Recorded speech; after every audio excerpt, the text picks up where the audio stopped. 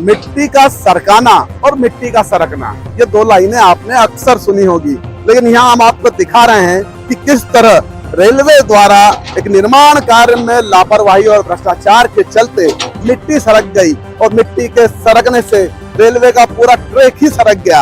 आप देख रहे हैं रेलवे की ये पटरियां जो कि बेपटरी हो चुकी है, ये पटरियां लहरदार हो चुकी है, पटरियां आड़ी टेढ़ी हो चुकी है और पटरियों के नीचे से जो है मिट्टी सरक चुकी है। ये सब रेलवे विभाग के जो ठेकेदार है जो यहाँ काम कर रहे हैं उनके द्वारा किए गए भ्रष्टाचार का नमूना मात्र है। खंडवा अकोला सेक्शन में टाकल और गुड़ीखेड़ा स्टेशन के बीच पिपलौद खास के पास ब्रॉडगेज का हिस्सा धंसने से रेलवे की लाइन सर्पकार हो गई। निर्माण के दौरान बिना किसी बारिश और तूफान के रिटर्निंग वॉल टूटने और ट्रैक के धंसने की घटना हुई है।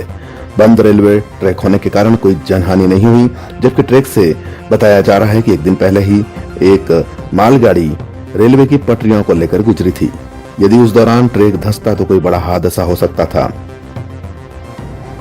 ट्रैक के किनारे बनी हुई कंक्रीट की दीवार में सरिया न होना निर्माण की गुणवत्ता पर सवाल खड़े कर रहा है। नई रेल लाइन निर्माण के दौरान लगभग 500 से 700 मीटर तक ट्रैक क्षतिग्रस्त हुआ है। वहीं 2.5 किलोमीटर रेलवे ट्रैक को नुकसान पहुंचने की बात बताई जा रही है। इससे लगभग 10 करोड़ रुपयों की राशि की रेलवे को हानि हुई है।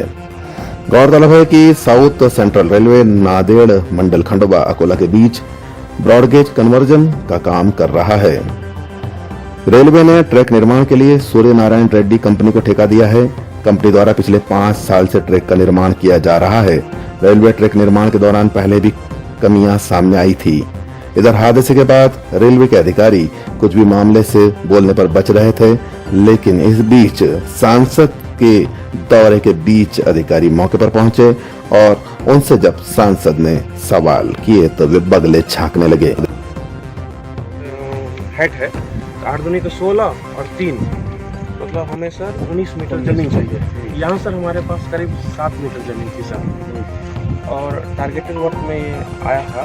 उस समय के जो इंजीनियर थे यहाँ पे जो काम के थे उनसे बात हुई थी, रिटायर भी कुछ हो गया उसमें। उन्होंने बताया कि ज़मीन नहीं रहने से हमें मिट्टी का काम चूँकि एक लेवल तक करना है, इसलिए एक दीवार बनाई गई जो दीवार आप देख रहे हैं, चूँकि ट्रैक सेंटर से काफ़ी नज़दीक था और मास कंक्रीट में M20 ग्रेड का बना है सर वो। मेरे हिसाब से जब आज रेस्क्यू कर रहे थे पोकलेन से उसको हम लोग तोड़ने की कोशिश भी की।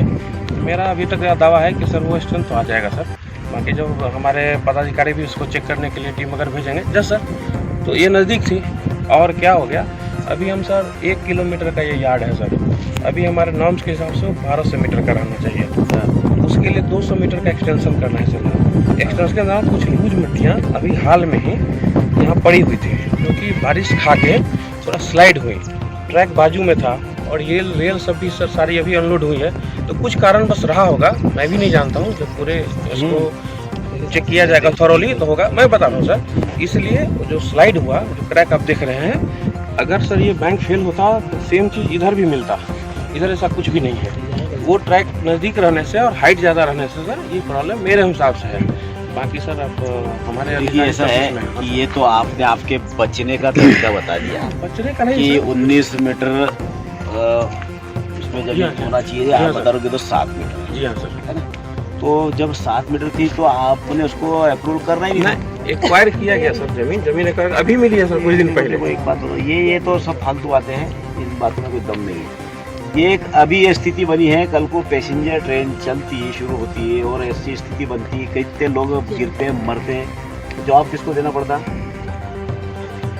जवाब किसको देना पड़ता? जवाब सरकार को देना पड़ता, जनप्रतिनिधि को देना पड़ता। आप तो आपका समेट के निकल जाते, ठेकेदार भी अपना समेट के निकल जाता। तो अच्छा है कम से कम कि वो ट्रैक पूरा शुरू होने के पहले ये स्थिति बन गई। और जो है उधर की देख लो, आप बोल रहे हो इधर नहीं जमीन कटी, उधर कट गई, तो उधर भी क्यों स्थिति बनी थी? सेंटर लेना था इसका। सेंटर लेना था। वो जो आप वो बोल रहे हो वो तो शायद पुलिया पुरानी बनी हुई सर। अलाइनमेंट ऐसे अलाइनमेंट वाला सर, कार स्पीड के हिसाब से उसकी अलाइनमेंट बनती है, उसी के हिसाब से काम करना पड़ता है सर। उसका सेंटर वही है, अलाइनमेंट सब फिक्स होता है सर। ये वॉल में सरिया भी नहीं है, एक भी नहीं है, ये मास कंक्रीट से बना है, ये आरसीसी का नहीं है। ये तो वही मजबूत नहीं निकला, गिर गया। ज्यादा मजबूत होता है क्या? रेलवे के काम तो ज्यादा मजबूत होता है रेलवे के काम तो और दूसरे कामों से बहुत अच्छे मजबूत बनते हैं। आरसीसी नहीं है ये मास्टर कैसे टूट गया फिर? एक्चुअली मिट्टी का भराव का वजन ही नहीं सहन कर पाया। जो मिट्टी आपने भरी है यहाँ पे, मुरुम की जगह मिट्टी भर दी, मिट्टी गीली हुई, वो धसी है, उसका वेट जो बढ़ा वो सहन नहीं कर पाया। अभी भैया आपके आने के पहले बता रहे थे रेलवे का कोई कर्मचारी नहीं है। गुणवत्ता के मामले में पहले माना जाता था कि रेलवे में भ्रष्टाचार नहीं होता है, मतलब रेलवे भी नहीं बचाई है ये कार्यों में। अभी आपके आने के पहले ये आप योगानंद जी आप हैं, आपका परिचय सर बताएंगे, क्या परिचय है? आशुतोष कुमार सर, सेंट्रल से, साउथ सेंट्रल। बताया जा रहा है कि साउथ सेंट्रल रेलवे का ट्रैक धंसने से 10 करोड़ रुपयों की हानि हुई है।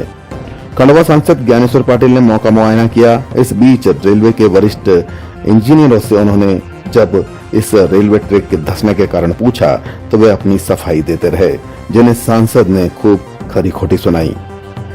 सांसद ज्ञानेश्वर पाटिल ने साफ शब्दों में चेताया कि लापरवाही बरतने वालों को बर्दाश्त नहीं किया जाएगा। शुक्र है कि अभी इस रेलवे ट्रैक से यात्री ट्रेनों का आवागमन आरंभ नहीं हुआ था, अन्यथा किसी बड़े हादसे से इनकार नहीं किया जा सकता। एक तो इसकी जो ट्रैक की हाइट, एक हाइट भी इसका एक कारण हो सकता है, और कहीं न कहीं जिसमें गिट्टी और मुरम से जो उसके फिलिंग होना चाहिए थी, वो गिट्टी और मुरम से फिलिंग नहीं हुई। मिट्टी जो है ये फैलने वाली मिट्टी है, तो इसको कहीं न कहीं इसको जो रोलर से वाइब्रेट होना चाहिए थी वो शायद नहीं हुई होगी, उसके कारण से ये ट्रैक जो है क्षतिग्रस्त हुआ है। लेकिन ये जो भी मिस्टेक इसमें है, चाहे इस संबंधित इस का जो इंचार्ज होगा वो हो या ठेकेदार हो, कहीं न कहीं इसमें लापरवाही है। और ये लापरवाही को मैं सीनियर अधिकारियों के सामने रखकर अभी माननीय मंत्री जी के सामने भी इस विषय को रखूंगा कि ये ट्रैक शुरू होने के पहले ये स्थिति बनी। यदि पैसेंजर ट्रेन जाना शुरू होती और पैसेंजर ट्रेन के समय यदि इस तरह से घटना होती तो निश्चित रूप से बहुत बड़ी जनहानि होने की संभावनाएं थी। वो जनहानि नहीं हुई, ये कम से कम हमारे लिए ये अच्छी बात है कि जनहानि नहीं हुई है। लेकिन इसमें जो भी जिसकी भी लापरवाही होगी, वो लापरवाही वाला चाहे अधिकारी हो चाहे ठेकेदार, उसके खिलाफ कार्रवाई करने के लिए मैं माननीय मंत्री से बिल्कुल। आप सेंट्रल के, चूंकि सेंट्रल से आप कनेक्टेड हैं, सेंट्रल में इस मुद्दे को उठाएं। 10 करोड़ से अधिक की जो है क्षति हुई है।